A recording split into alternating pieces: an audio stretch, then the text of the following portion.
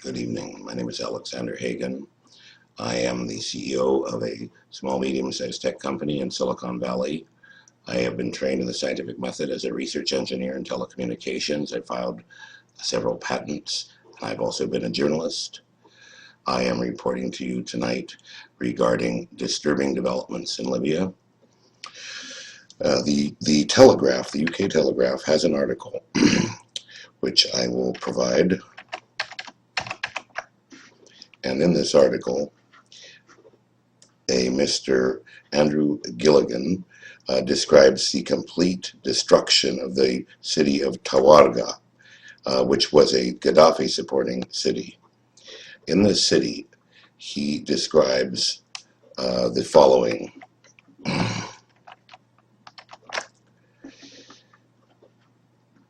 Along the road that leads into Tawargha, the Misrata Brigade has painted a slogan. It says, "The Brigade for Purging Slaves and Black Skin." Now, these are the people that we are supporting. This callous statement is used to keep support going for the mission.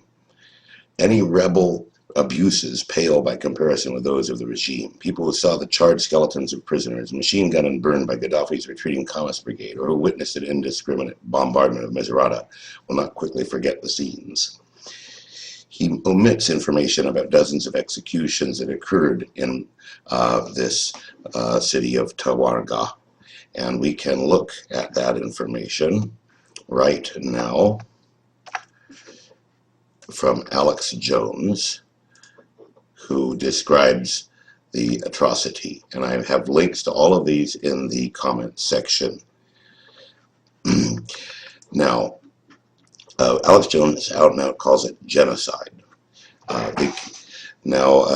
When you consider his description of the bombardment of Misrata, you must consider also the shock this country has been put through from 20,000 aerial missions, over 7,000 of which have delivered their payloads of bombs and missiles, killing at least 1,000 civilians, and who knows how many young men who thought they were fighting for their country.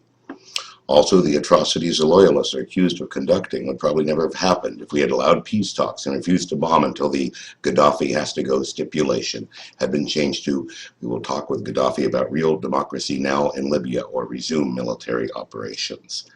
These Gaddafi quote-unquote atrocities, which I haven't investigated because there's so much troubling information about the NATO mission itself, are results of the NATO mission.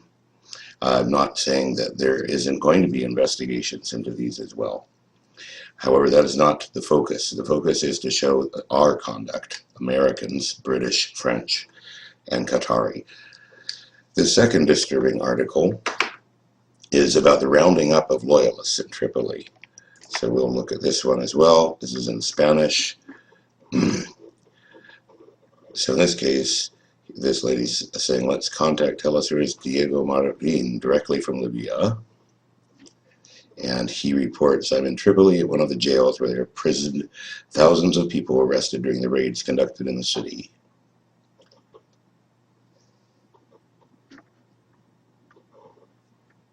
Apparently it takes so long. All these people were arrested on suspicion of collaborating with loyal forces of Muammar Gaddafi. In other words, normal citizens of a country. The case of black people is critical. Almost all of them are suspected of being mercenaries or Gaddafi's loyal force members. That's the second issue that we're seeing, is that we are supporting and arming and targeting and doing the heavy lifting for a new group of people who are doing mass arrests of people who are simply suspected of having supported their government.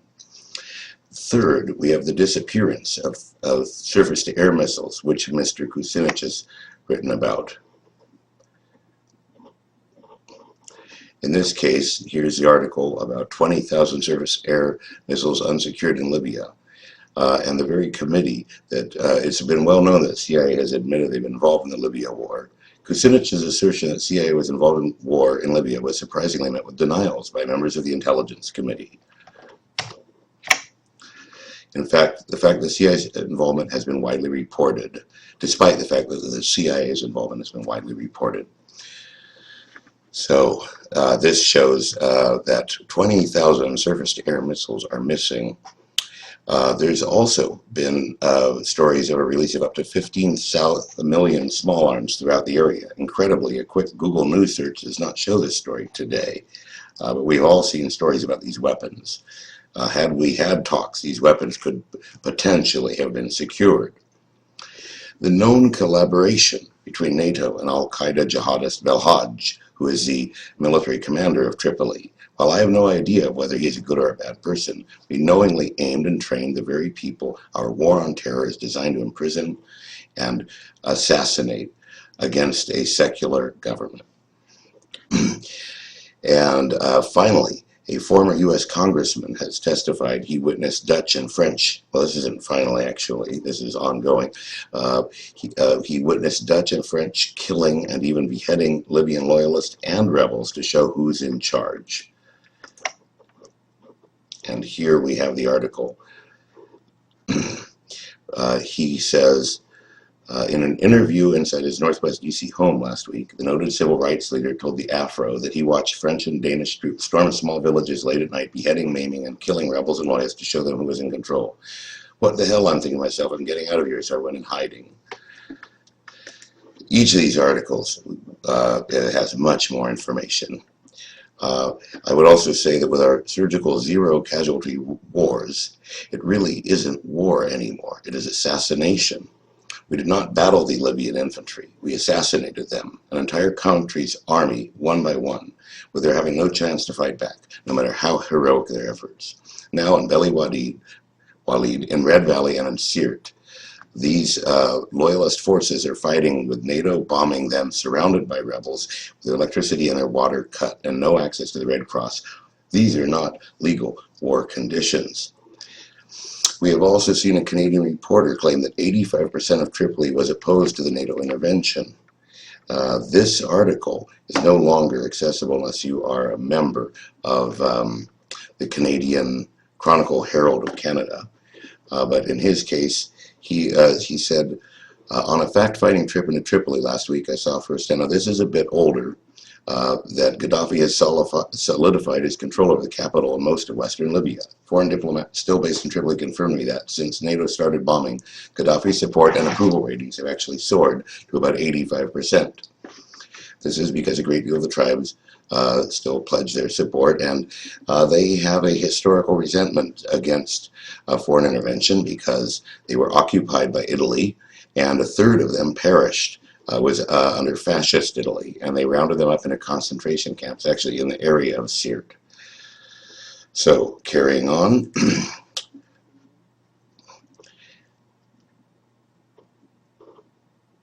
To recap, thousands of surface-to-air missiles have disappeared, and as many as 15 million small arms, which includes machine guns, may flow out of the country.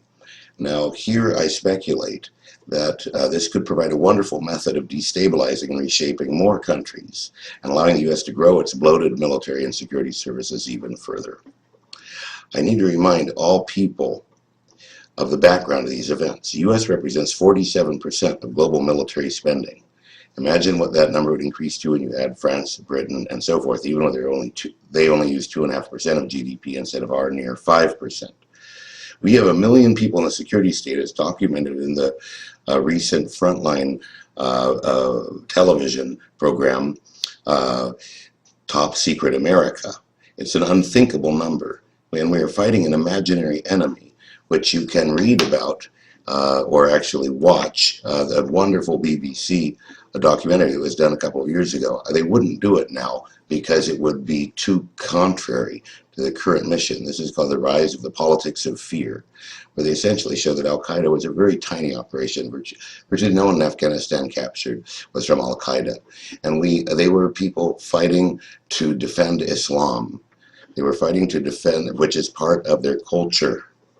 When Muslims tend not to attack each other directly and will fight when a Muslim country is attacked. And we armed the Northern Alliance, who were very savage people who did indeed topple the Taliban, and we paid them to arrest each quote-unquote Al-Qaeda fighter. We claimed there were massive complexes in the caves, a la Iron Man movie.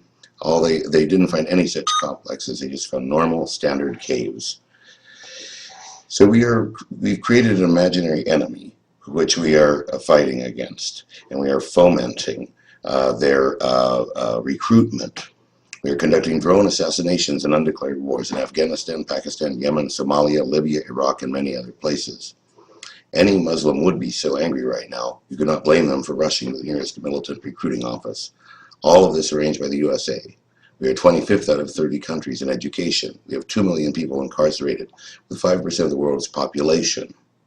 We have 25% of the world's prisoners, more than any country, including China. We have at least 1/3 of the world's ex-felons. Figures are hard to come by, but they number at least 11 million, and possibly as many 20 million. Our child poverty rate has hit near 20%. The stimulus apparently has been quoted as costing nearly $4 million per job created. Wikipedia and a statistics website called Nation Master are the easiest ways of finding these figures, although I also post them on my page Libya Conflict Intel in downloads of PowerPoints and on Microtopia. For the victims of 9/11, many must be rolling in their graves. Their deaths have been used to justify a near dictatorship being imposed and a destruction of the U.S. economy. The Patriot Act, which even has a top secret classification of how it is interpreted, is the soft dictatorship. Did Obama know that Gaddafi had much wider support than we are told? This is clearly evident in a 6-month resistance that we were told might last days or weeks. Could he not have halted the campaign and told the rebels that they had to have peace talks instead of allowing them to take a hardline position that Gaddafi must go? How is it possible to have peace talks with somebody who is gone, while we engaged in a muscular display of bombing? Finally, in Libya, the real culpable parties are the media outlets, which have done such a horrible job covering this that I will never be able to read or listen to anything from any of them, including MSNBC, Democracy Now!, Al Jazeera. I must read the papers as Russians read Pravda. In my mind, there were 4 key moments of discovery I experienced, as I also initially supported the rebels. First, I did a conflict analysis in early May where I discovered that Libya had the highest metrics of any country in Africa, according to the United Nations and other sources. And it was a very, very tightly controlled society, what we would call a police state. But when looking at the situation, I think we should strongly revise the freedom rating of the USA. The Patriot Act has essentially revoked our Bill of Rights. We hijacked the deaths of the people in 9/11 to rule people using fear, larding the military and security agencies with essentially unlimited funds, and to start a reign of terror on smaller, weaker Islamic countries. The horror of the abuse of the no-fly zone included killing and bombing the Libyan television station. That clearly is not a form of protecting civilians, although if you look at the San Jose Mercury and other papers, they tried to justify and cheerlead this clearly illogical action for our civilian protection operation. The frustration with the media stonewalling was the third point. Oh, I beg your pardon. Yes, well, the horror of the abuse of the no-fly zone initially was the bombing of the Gaddafi family, attempting to assassinate them, and killing 3 grandchildren of a person who wasn't in the government, a son of Gaddafi who was a student in Munich, I believe. The frustration with the media stonewalling was the third issue. I posted a video about 11 questions about Gaddafi in Libya that NATO, Obama, Rice, Clinton would not honestly discuss. And now this is the final straw. We are standing by while genocide and ethnic cleansing take place. In fact, we're aiding the people who are doing this. This is not about Gaddafi, it's about us. Our ancestors have fought in the American Revolution and the Civil War, and they would be horrified by what we are allowing to occur. There is a great deal of information indicating that NATO either started or hijacked the uprising, and irrefutable evidence that they have facilitated and enabled an ethnic cleansing and what could become genocide. These are the very same organization that fought ethnic cleansing and genocide in Serbia. And now we are essentially aiding and abetting it.